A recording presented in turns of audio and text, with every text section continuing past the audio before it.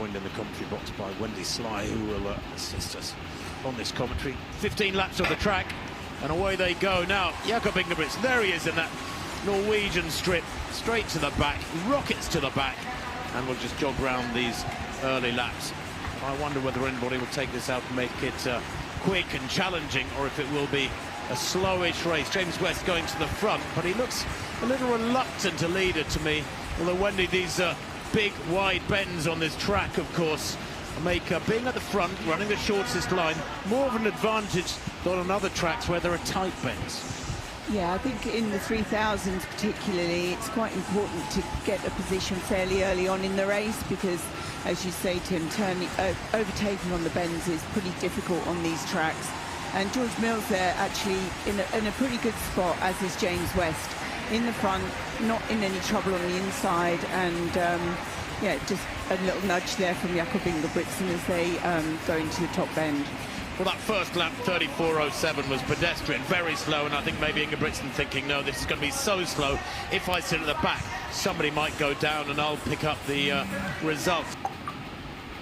So you don't want that. You might as well be at the front and control things. 34.59, an even slower second lap, can you believe? And this is jogging for the majority of these fellas. Well, it's almost the tempo of their Sunday morning runs, their long runs. But Jakob Ingebrigtsen being allowed to control things at the moment, and I've used the phrase once or twice in the past as of Pied Piper, and that's what he's playing at the moment here, Ingebrigtsen. The others happy to dance to his tune. He probably could be playing the flute at this tempo, frankly. But George Mills on his shoulder, Laros moving to the fore. This is only the third lap, and yet they're all gathering at the front, the big names. 35.11, it's very, very slow indeed. But when it's this slow, I suppose you can afford to be anywhere in the field, Wendy, as long as nobody kicks off hard from the front. Well, I wonder whether that's why Jakob went to the front. Normally he sits at the back, but I think it was just too slow. And we've seen a few casualties on the track over these last few days. People tripping over, being caught on the inside or trying to get through on the inside. And he's safe up front there.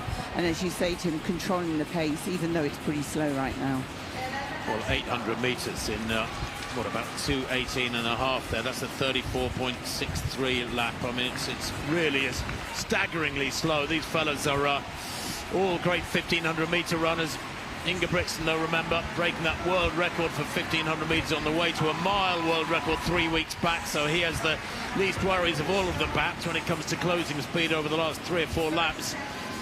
But it is rather worryingly bunched at the moment. 3 or 4 abreast in that pack. They're not wanting to run too wide, these fellas, because they really do run quite a few extra metres around the bends. 2:52 at the 1,000 metres point, 2:52.56. I suspect that in itself is a world record for slowness in the opening kilometre of a major championships indoors 3,000.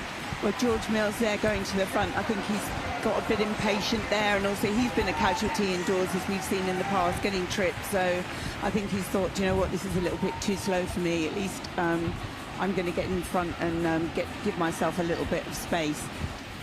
Well, Laros towards the back of the field on the outside there, left of pitch. They come through. There's another lap. What's that? 32.97. Ironically, that's the quickest lap of the race so far, almost 33 seconds. Yeah, Mills at the front will be very, very comfortable with this tempo here, and I'm sure that Ingebrigtsen is aware of the capability of George Mills. A 3:47 miler outdoors, 7:27, remember, is the fastest time in Europe this winter. It is almost in the all-time top 10 globally. Mills has got fabulous speed and power. His father, Danny, will be in the stadium, of course, former England footballer, defending legend himself. Almgren on the shoulder of Ingebrigtsen there, just boxes in the Norwegian as they go through yet another very slow lap. Nobody taking any chances here by going out in front and trying to press on, but at some point I have a feeling people will lose patience. Koskoren for Ireland moving up round the outside from the back of the field up into about 7th place at the moment. The French duo there looking comfortable enough mid-pack. That's Habs, remember, who took a silver medal in the 1,500 metres, and Mornay. But George Mills at the moment just keeping things nice and steady as they go through 7 laps to go. We're into the second half of the race, Wendy, but still nobody has committed yet. Yes, it's staggering really that all these guys are confident enough that they think they can out-kick each other, and also Jakob Ingebrigtsen at the same time. Although it has to be said, I'm sure Jakob's probably not the most comfortable where he is right now. He's got a little bit trapped there with people all around him, and that is the danger of running slow as they come up with 6 laps to go. You make a good point. Nielsen losing patience there. The Dutch competitor, one of the 2 Dutchmen, Laros, back in about 6th place in the other orange vest, and they go around now with as they approach 2,000 metres when they come through the line this time. Mills on the shoulder of Nielsen, well positioned. Ingebrigtsen on the inside. You make the point that Ingebrigtsen doesn't really like running the middle of a pack. He's not used to it. He's usually at the back or at the front. Very occasionally just making that surge through from the back to the front. But in the middle of the pack, he's not so familiar with this. 5:29 at 2,000 metres. 5:29 at 2:36 second kilometre. Again, still very slow for men of this calibre, but it's beginning to wind up now as they go down the back straight with 4.5 laps to run. And Jakob's just moved out from that boxed-in position and is starting to look a little bit dangerous now. But George Mills still looking comfortable in front, and it's good to see 2 Brits up there in the first half dozen. So it's Mills, Almgren, Ingebrigtsen, West. That's 1, 2, 3, 4 at the moment. Koskorin of Ireland in 5th place on the outside as they go around these bends. But nobody really wanting to be running wide on these bends now because the pace picking up, and Mills has hit the front. Mills down the back straight from Almgren and Ingebrigtsen, who's always been there or thereabouts in this race. He's a canny racer. He doesn't make many errors in racing. You have to run supremely to beat him. He was, remember, 4th in the Olympic final in Paris last summer over 1,500 metres, so he is aware of his vulnerability. A 28.2 lap there with just over 2 laps to run. Mills now still winding it up. Ingebrigtsen in second. When's he going to go? Here he goes now. Ingebrigtsen, 2.5 laps to run, and he hits the front, and Mills will slip into his slipstream. Almgren in 3rd in that yellow vest of Sweden. West in 4th. Koskorin in 5th.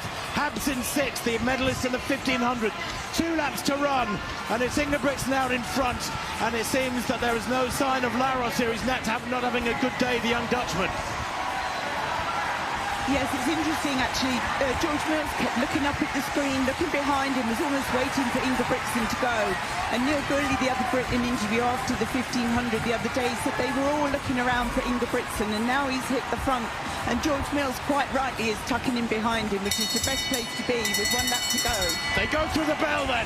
Ingebrigtsen leading, on the way surely to a double gold. Or can Mills deny him that gold? A glance over the shoulder there from Mills is telling. He's worried about those behind him, not focused on getting past Ingebrigtsen, who kicks on again with 100 to run. Almgren under pressure from the 1,500 medalist. Habs there in 3rd and 4th, Koskorin in 5th, but Ingebrigtsen, majestic, magnificent, comes home to an easy win there. 1:49.9. I got his last 800 metres. Fabulous finishing speed. That's what you expect at the end of a slow, meandering, tactical 3,000. George Mills, a super silver there for Great Britain. And the battle for the bronze, well, it was a big battle, and Habs was challenging for it and did get it just ahead of Almgren there. 0.2 of a second between the Frenchman, who gets his 2nd medal of the championships, and Almgren in 4th. James West, a fighting 5th there in 7:51, and Koskorin of Ireland, well, in 6th place. There is no shame in that against a field of that calibre. That's probably the strongest field I've seen in a European Indoor Championships for several decades, Wendy, I have to say. Well, I think we were all looking forward to that race, weren't we? And it didn't disappoint. I mean, it was a strange and slightly frustrating race to watch, and I'm sure it was a bit strange and very frustrating for the athletes out there on the track. But you have to say that Jakob at times didn't look uncomfortable, but when he went to the front, he was supreme. And George Mills did the right thing by just hanging on to his coattails for as long as possible and coming away with a well-deserved silver medal there. Well, Ingebrigtsen, I got his last 800, 1:49.98, and George Mills, he'll have been a click outside 1:50, I suspect. Brilliant for Mills. Look at him grimacing there in 2nd place. Ingebrigtsen also relaxed, a glance around, the finger aloft, of course, just the one finger signifying number 1, that's me, and he is again and again and again. This is the battle for the silver. Almgren working so hard, giving it everything here. Habs, though, with that greater 1,500 metre speed, just easing past him in the critical last 20 metres to snatch 3rd for France. Only about a metre between them there. James West, well, a brilliant 5th for the Briton with Koskorin. in 6th. Ingebrigtsen being interviewed on the infield. I don't know if we can hear.